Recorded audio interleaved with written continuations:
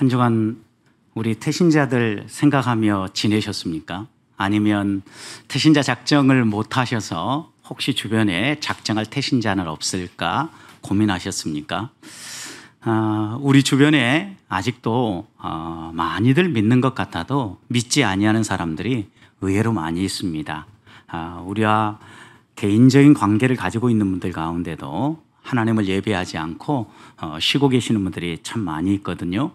이런 사람들을 먼저 마음에 품고 하나님, 아무개가 저와 함께 예배했으면 좋겠습니다. 이렇게 기도하면서 이 10월을 좀 열었으면 좋겠고, 이런 기도가 하나님께 상달되어져서 하나님께서 우리 주변에 있는 사람들을 또 마음도 움직여 주시고 또 함께 나와서 예배할 수 있도록 은혜와 복도 주시기를 소망합니다.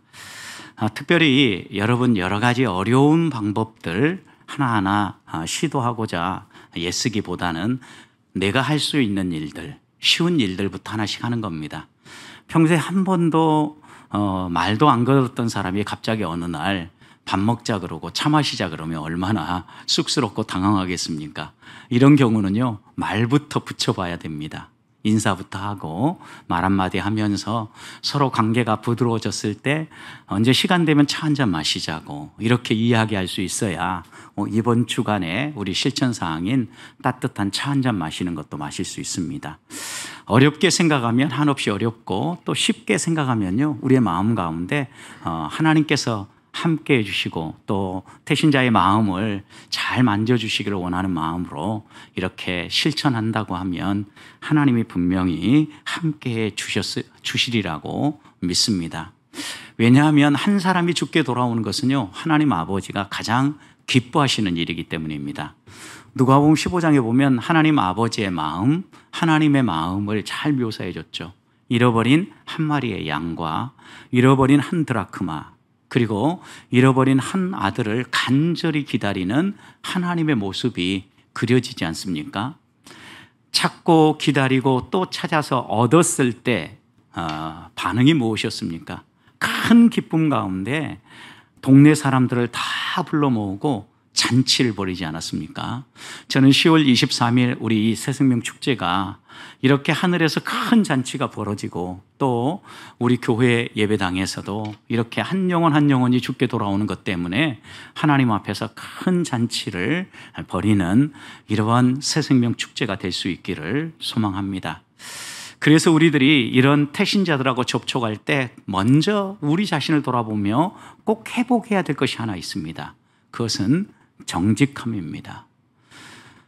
언제부턴가 교회 다닌다라고 이야기를 해도 사람들이 거들떠보지도 않는 이런 시대가 되었어요.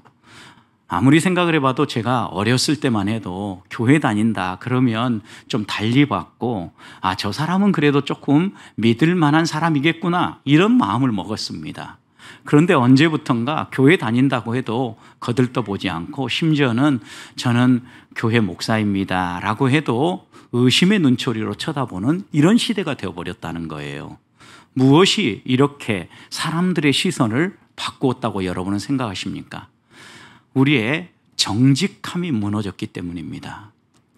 언제 무슨 얘기를 해도 저 사람은 참 신실해, 정직해, 믿을만해, 이런 신뢰가 생겨야 하나님 앞에서 우리들의 행동이라든가 말 한마디를 우리 주변에 있는 사람들에게 아름답게 소개도 할 수 있고 또 교회로 인도할 수도 있기 때문입니다. 성경에서 정직함을 뜻하는 단어는요, 길을 나서는 사람이요, 길을 좌우로 이렇게 치우치지 않고 반듯하게 걸어가는 것, 이걸 정직함이라고 얘기를 합니다. 그래서 성경에도 보면 하나님께서 우리 성도들이 걸어가야 될 삶의 방향이 어떠해야 될지, 또 무엇을 해야 될지 하나하나 세세하게 알려주죠. 그 하나님의 가르침을 마음에 새기고 고든 길로 반듯하게 걸어가는 것, 이게 뭐예요? 정직함이라는 거예요. 그래서 성도의 정직함은 어디에서 나오냐면 우리 안에 우리의 마음으로부터 나오는 것이 아니에요. 왜냐하면 우리는 부패한 본성을 가지고 있기 때문에 가만히 생각해 보십시오. 어떻게 말하는 게 내게 유리할까? 어떤 게 더 나를 멋지게 보일까? 이런 생각에 주로 집중되어져서요, 포장하기를 좋아해요. 그래서 정직함이 자꾸 어그러진다고요. 부패한 본성을 따라서 살아가면 어그러진 길로 비뚤비뚤 걸어갈 수밖에 없어요. 그러나 정직함은요, 하나님의 말씀을 마음에 새기고 하나님이 주시는 은혜를 따라서 하나님의 도우심을 구하며 한 발 한 발 걸어갈 때 비틀거렸던 우리의 발걸음이 반듯하게 바로잡히면서 바른 길을 걸으면서 정직함이 살아난다는 겁니다. 많은 그리스도인들이 하나님의 말씀을 마음에 새기고 그대로 살고자 합니다. 그런데 삶의 현장에서 자꾸 그렇게 살지 못하는 이유는 그렇게 살지 못하도록 흔드는 존재가 있기 때문에 유혹하는 사람이 있다라는 거예요. 누구입니까? 사단입니다, 여러분. 사단은 우리를 속여서요, 우리로 하여금 자꾸 비틀비틀하게 만드는데 성경에서 이야기하는 정직함과 이 완전함이라는 게 있는데 사단은 자꾸 우리에게 정직하게 사는 것보다 너 완전하지 않아 라는 부분을 부각시켜서 자꾸 우리를 흔듭니다. 여러분, 완전함이라는 건 무엇입니까? 모든 덕을 골고루 다 갖춘 걸 완전함이라 그래요. 정직함은 뭐냐면 우리가 덕을 행하는 방법, 방식을 정직함이라 그래요. 그러니까 완전함은 하나님이 말씀하시는 성령의 열매를 비롯한 그리스도인의 아름다운 덕목이 있죠. 이런 덕목들이 완벽하게 갖춰지는 거예요. 근데 이 땅을 살아가는 우리 그리스도인들은요, 이런 완벽함을 얻을 수가 없어요. 하나님의 온전하심, 완전하심을 우리가 바라보면서 그렇게 완전하고자 기도하고 또 은혜를 구하는 거죠. 그래서요, 우리가 가지고 있는 덕 가운데 하나라도 그것을 바르게 실천하고 바르게 시행하고자 애쓰는 사람, 이런 사람이 정직한 사람이에요. 그래서 다윗은 시편 7편 10절에서 나의 방패는 무엇이냐? 하나님이다. 그런데 그 하나님이 어떤 분이냐? 마음이 정직한 자를 구원하시는 하나님께 있다, 이렇게 얘기했거든요. 여러분, 하나님은 어떤 분이냐면 마음이 정직하다. 여러분, 능력이 많은 사람이 아니에요. 모든 일에 흠이 없고 완벽한 사람이 아니에요. 그러니까 여러분 생각해 보십시오. 실패하고 넘어졌지만 정직한 다윗을 내 마음에 합한 사람이라고 인정해 준 거예요. 완전함과 정직함 사이에서 우리가 사탄의 유혹에, 사탄의 속임수에 넘어지지 말아야 된다는 거예요. 본래 사탄도요, 하나님을 찬양하고 하나님을 섬기는 자리에 있었던 존재이지 않습니까? 그런데 그들의 자리를 사탄은 떠난 거예요. 그래서 유다서 1장 6절에서는 그 사탄에 대해서 자기 지위를 지키지 아니하고 자기 처소를 떠난 천사들이라고 이야기하거든요. 여러분, 사람이요, 자기 지위, 자기가 있어야 될 자리, 이것을 떠나서 마음대로 다니면요, 하나님의 뜻에서 어긋날 뿐만 아니라 하나님께 영광을 돌려야 될 존재가 하나님을 대적하는 존재로 바뀐다라는 거예요. 마치 하나님께서 가장 귀하고 아름답게 지은 천사가 하나님의 백성을 해방하고 하나님을 공격하는 사탄 마귀로 변화되는 것과 마찬가지예요. 그래서 우리가 흔히 그런 얘기하지 않습니까? 함께 있는 사람들도 자꾸 방해 역할을 하고 장애물 역할을 하고 마음의 가시 역할을 하면 어떻게 우리가 얘기합니까? 마귀짓 한다, 이렇게 얘기하죠, 여러분. 우리의 심성 가운데도 마귀는 근본적으로 우리를 어떻게 흔드는 존재인가가 잠재되어 있는 거예요. 이처럼 사탄은요, 자기 지위를 망가하고 자기 마음대로 행동하는 존재라면 우리도 우리 자신이 알게 모르게 우리 지위와 우리 자리를 무시한 채 내 마음대로 행동할 때가 있다고요. 이럴 때 정직함도 무너져 버리고 사탄의 유혹에 나도 모르는 사이에 넘어가는 거예요. 바울 사도도 고린도전후서 11장 3절에서 사탄이 우리를 유혹하고 흔드는 것을 이렇게 묘사했습니다. 뱀이 그 관계로 화를 유혹한 것처럼 너희 마음이 그리스도를 향하는 진실함과 깨끗함에서 떠나 부패할까 두려워라. 그리스도로 향하는 깨끗함, 진실함, 우리의 마음은 항상 그런 마음이죠. 그런데 이런 마음이 언제 흔들린다라는 거예요? 화를 유혹했던 사탄 마귀가 간교한 계획으로 우리를 유혹할 때 우리들이 넘어진다라는 거죠. 그래서 오늘 우리는 이런 사탄의 속임수, 사탄의 계획, 간교한 계획에 넘어지지 않기 위해서 깨어 있어야 돼요. 자, 그렇다면 오늘 11절 보십시오. 이는 우리로 사단에 속지 않게 하람이라. 사단이 우리를 속인다는 얘기죠. 유혹하는데요, 우리로 하여금 착각하게 만들고 자꾸 속이는 일을 통하여서 우리를 넘어지게 만드는데 오늘 말씀을 통해서 사단이 어떻게 우리를 속이고 우리를 유혹하는지 좀 보면서 한 주간 살아갈 때 속지 않고 하나님의 백성답게 정직하게, 그래서 그리스도인의 영광, 빛과 소금으로서의 사명 회복하는 성도들이 되시기를 주님의 이름으로 축복합니다. 첫 번째 5절 말씀을 보십시오. 근심하게 한 자가 있었을지라도 나를 근심하게 한 거 아니요 어느 정도 너희 모두를 근심하게 한 것이니, 어느 정도라고 하면 내가 너무 지나치게 말하지 않으려 함이라. 여러분, 고린도 교회 안에 복음을 듣고 난 다음에 믿음의 길을 같이 출발했어요. 그런데 어느 날 갑자기 몇몇 사람이요, 이 믿음의 가르침과는 달리 자기들 마음대로 행동하기 시작한 거예요. 그래서 성도들에게 근심거리가 된 거죠. 그래서 오늘 본문에 보면 근심하게 앉아, 저렇게 살면 안 되는데, 성경의 가르침이 아닌데, 바울 사도가 우리에게 전해준 복음과는 좀 다른데, 이렇게 마음속에 걱정하고 근심한 거죠. 그런데 6절 보십시오. 이러한 사람은 많은 사람에게서 어떤 게 당연해요? 벌 받는 것이 마땅하다라는 게. 여러분, 죄를 지으면 반드시 벌을 받는 게 마땅하는데요, 보통은요 이 벌이 바로 안 나타나요. 그래서 사탄은 우리에게 어떻게 유혹을 하냐면요, 속이는 방법 가운데 하나는, 야, 죄 지어도 괜찮아. 야, 너 얼마 전에 죄 지었는데 아무런 문제도 없잖아. 너는 그렇게 죄 지어도 하나님이 다 용서해 줄 거야. 걱정하지 마. 괜찮아. 사탄은요, 하나님까지 운운하면서 유혹을 해요, 여러분. 속여요. 그런데 분명한 것은요, 오늘 5절에 다 고린도 교회 성도들이 근심하게 한 사람이 뭘 잘못했는지 알고 있었어요. 그런데 그 사람이요, 아마도 교회 안에서 득세도 하고 떵떵거리면서 오히려 목소리를 더 높이면서 행동했던 것 같아요. 그러다 보니까 이 사람으로 인하여서 그들이 더 근심을 하고 있을 때 바울은 6절에서 분명히 이렇게 하는 거예요. 많은 사람에게서 이런 사람은 벌 받는 거 마땅하다. 여러분, 죄를 지으면 죄에 대한 대가를 치르는 것은 당연하다라고 바울이 명확하게 짚고 있는 거예요. 여러분, 그래서 여기에서 우리가 놓치지 말아야 할 것은요, 사단은 자꾸 우리에게 죄 지어도 괜찮다라는 인식을 심어주려고 한다고요. 너 육신이 연약하잖아. 또 이제껏 살아오는 동안 그렇게 해도 한 번도 문제가 없었잖아. 그 정도는 하나님이 눈 감아 주실 거야. 그것 때문에 예수님이 십자가에 죽으셨잖아. 이런 여러 가지 말들을 통해서 우리를 위로하는 척 유혹하고 우리를 공격하는 거예요.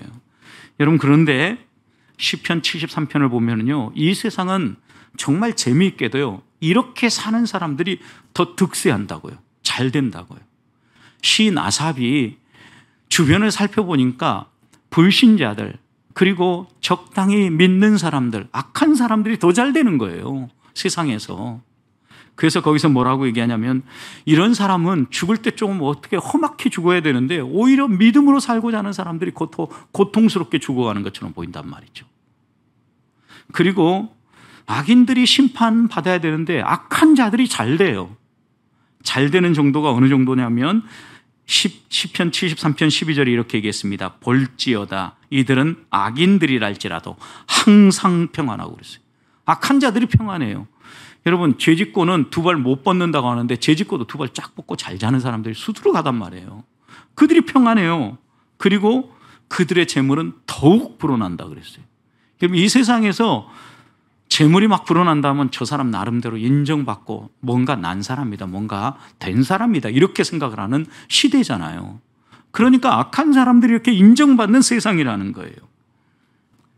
정말 이런 갑갑함을 가지고 있었던 시인 아삽이요, 성전에 들어가면서, 하나님의 성소에 들어가면서 깨달았다라는 거예요. 뭘 깨달았습니까?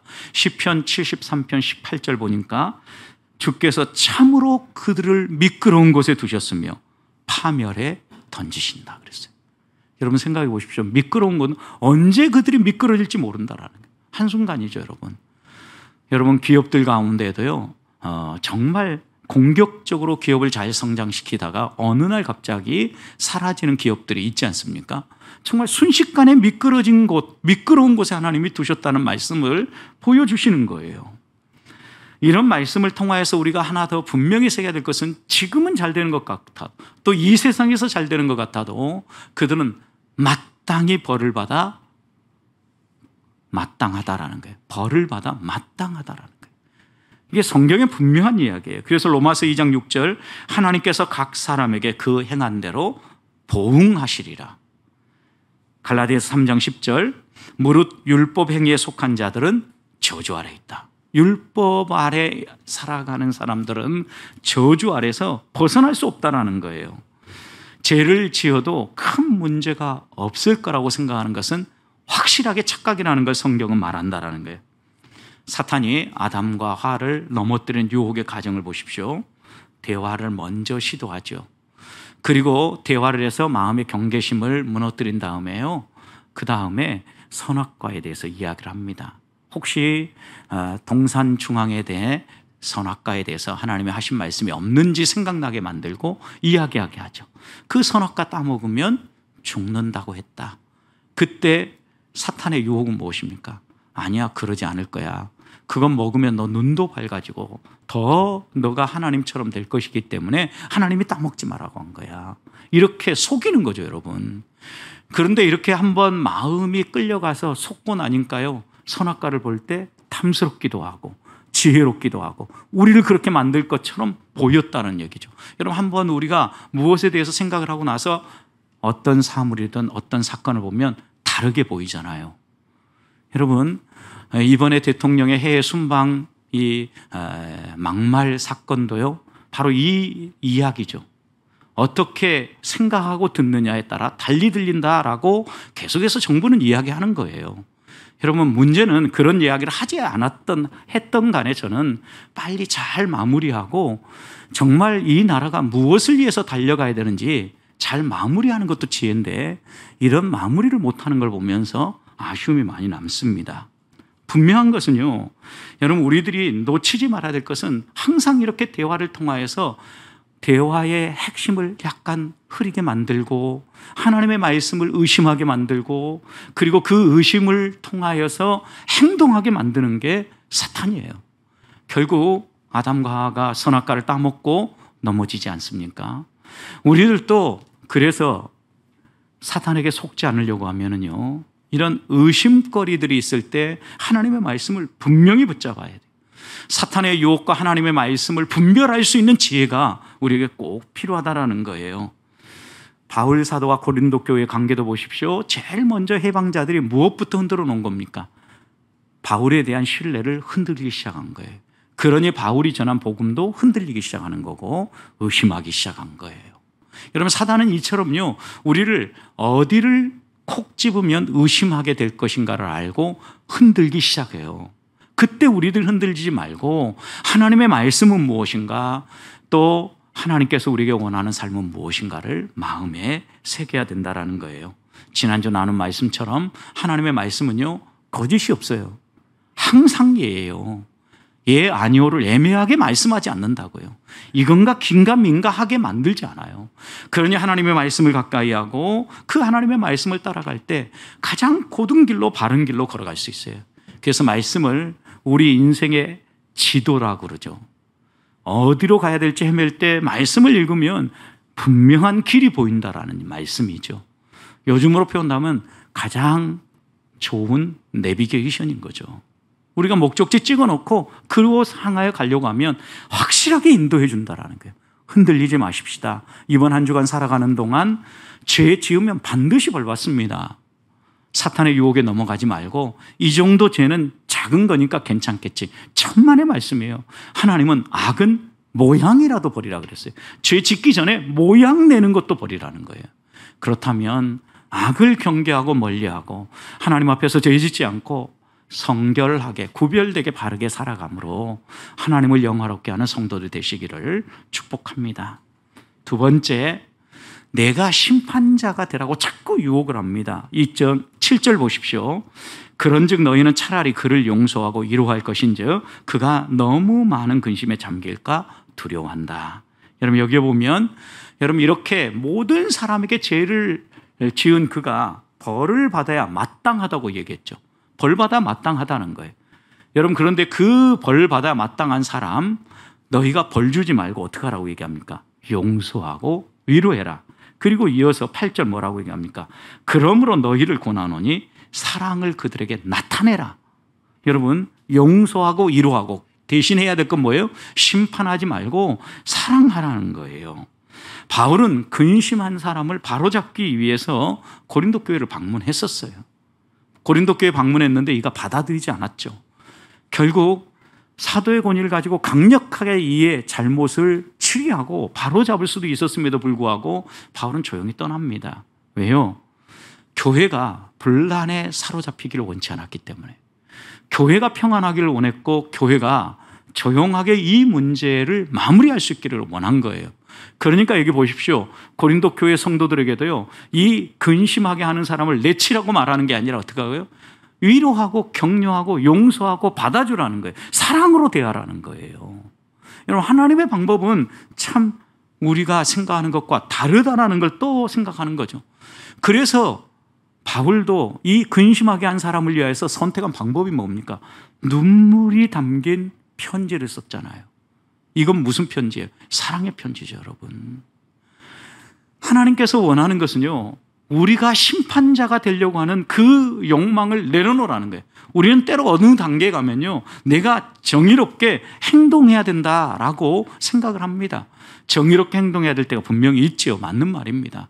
그런데 여러분, 사탄은요, 이런 우리의 정의감을 이용해가지고요, 자꾸 교회를 분란하게 만들고 교회 평화를 깨트리게 하고요, 하나님의 복음이 땅끝까지 선포되는 일들에 장애물을 놓는다고요.